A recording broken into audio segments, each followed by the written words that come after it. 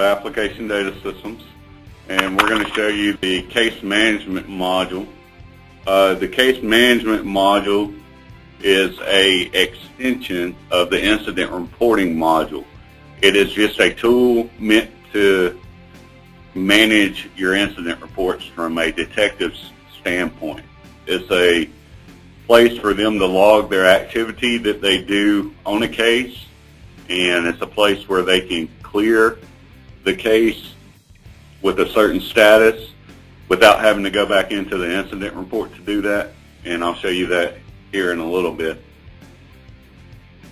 But this is the icon for case management. It's the guy with the white shirt and tie on. We'll go ahead and click on that.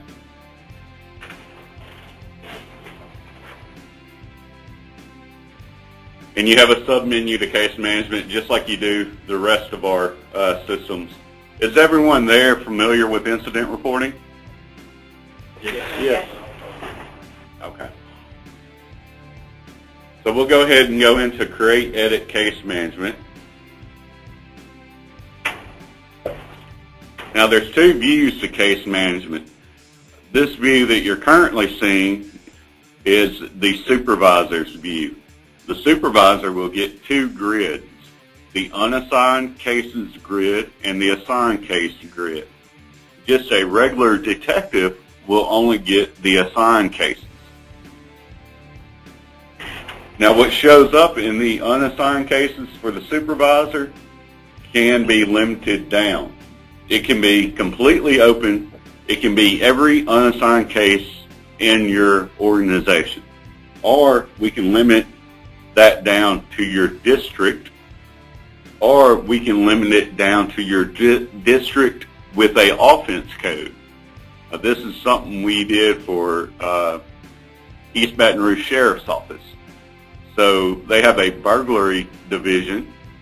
So every offense that is flagged a burglary will go to the burglary division, and those officers that have that division in their personnel file will get those cases. So the unassigned cases you can leave open as broad as you want, or we can narrow it down to the actual offense code per officer to get that assigned case. So we can route the case to a certain officer based off the offense code, or the district and the offense code. Does everybody understand that? Yes. Yes. When we first implemented case management, we didn't have the search by report number up there, and I think it was Luke's site, Alexandria, that complained that they wanted an easier way to open up the case management activity screen, which I'll show you in a minute. So we put the report number search there. So if you enter the report number and press Seek, it'll take you right over to the activity page. I'll show you in a minute. There's also a search screen that goes along with case management that I'll show you in a little while that you can also do that same thing, but we put that in there just to save them a little bit of time from not having to go out to the search screen and do a lot of redundant clicking. The assigned cases are going to be the cases assigned from a supervisor standpoint. The assigned cases are going to be everybody's assigned cases. The supervisor is going to see his assigned cases and everybody else's. The officer, of course, will only see his assigned cases, and he could be investigator 1, 2, or the reporting officer 1 or 2 to see them.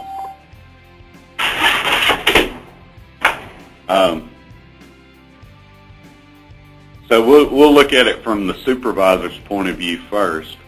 And these are all incident reports that have already been written by road officers and submitted into the system and have been approved or not approved. There's a flag that you can turn on. You tell me whether you want them to be approved or not approved. Some sites don't want it to be based off the approval because some of our sites take a good time approving reports that they want to go ahead and let the detective investigate. So we leave the approval process off of it. But if you want the approval process on it, we can turn that on for you. So we'll go ahead and look at it from the supervisor's point of view, and we'll click on one of the assigned cases. So what the supervisor does, like say in the morning, and I think Texarkana, Arkansas is a really good example for this. In the morning, they have a detective meeting every weekday morning, and they put this screen up on a projector screen, kind of what you guys are probably looking at there. And the detective supervisor goes through these unassigned cases with his men and assigns them sitting there in what they call the detective roll call. Of course, you don't have to do it at roll call. The supervisor could do it at any time, but I just thought that was neat that they did that way. But the supervisor would click these unassigned cases until he assigned all the cases or deemed it unassignable.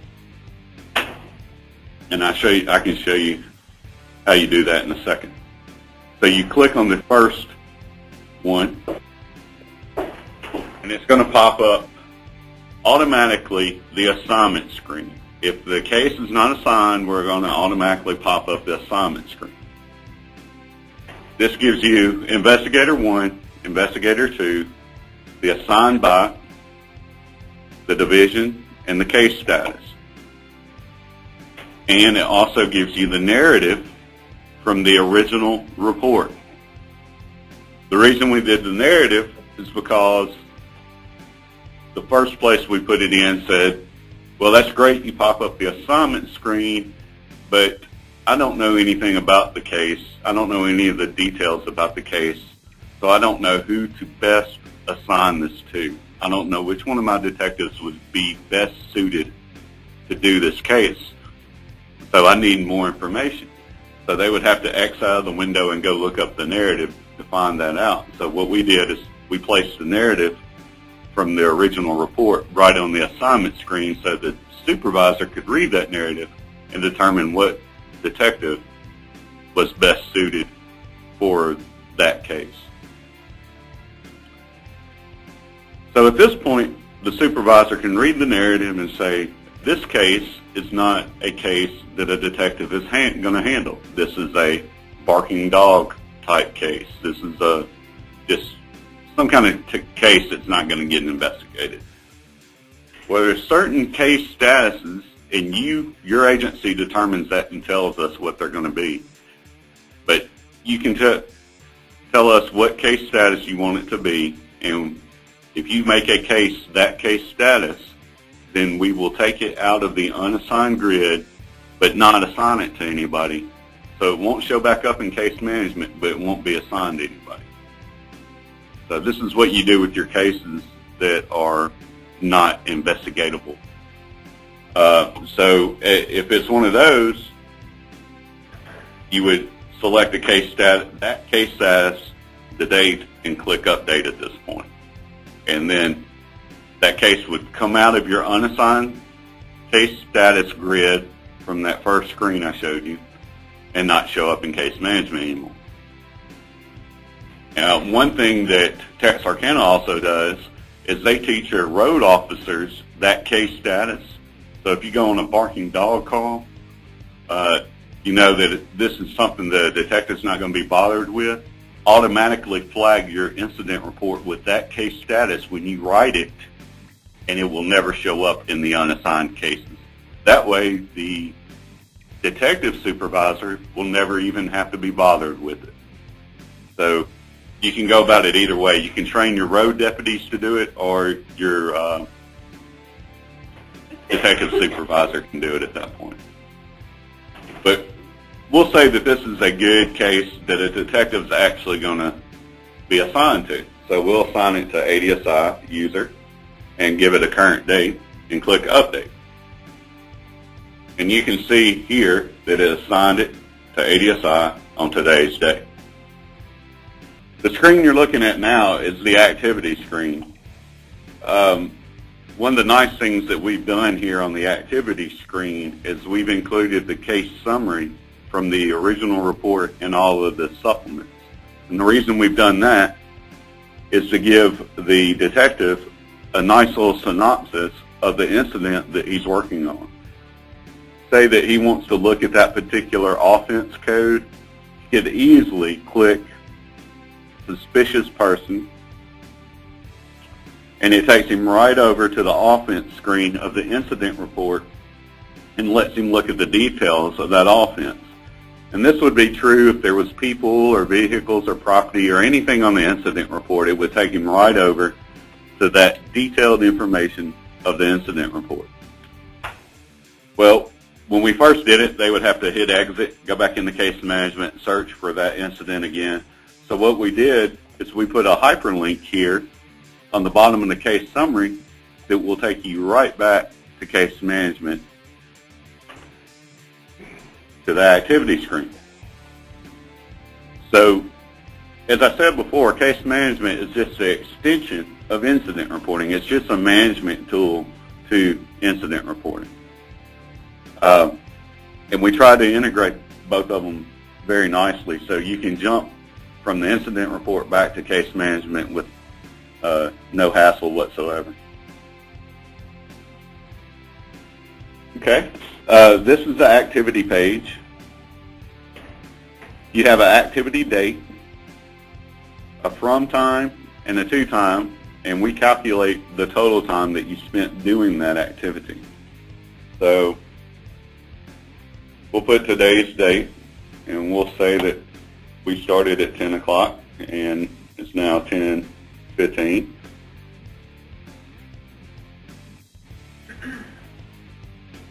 The activity codes in this drop-down are site generated, so whatever you want your activity codes to be. It might be making phone calls, it might be canvassing a neighborhood, it might be taking crime scene photos. Whatever activity codes you want to have, you make them up, you tell us, we'll put them in the system for you. So we'll say that he was making business contacts for 15 minutes, and then he would write his notes in this comment section for that activity.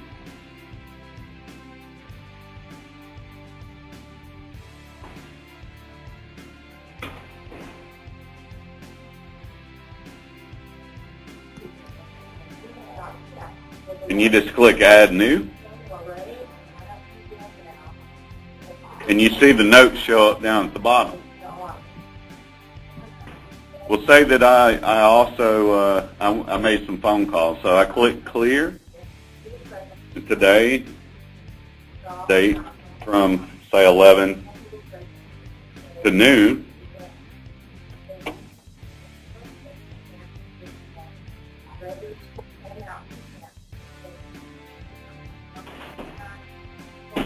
We call for follow-up. So we called witness or follow-up. Witness did not answer.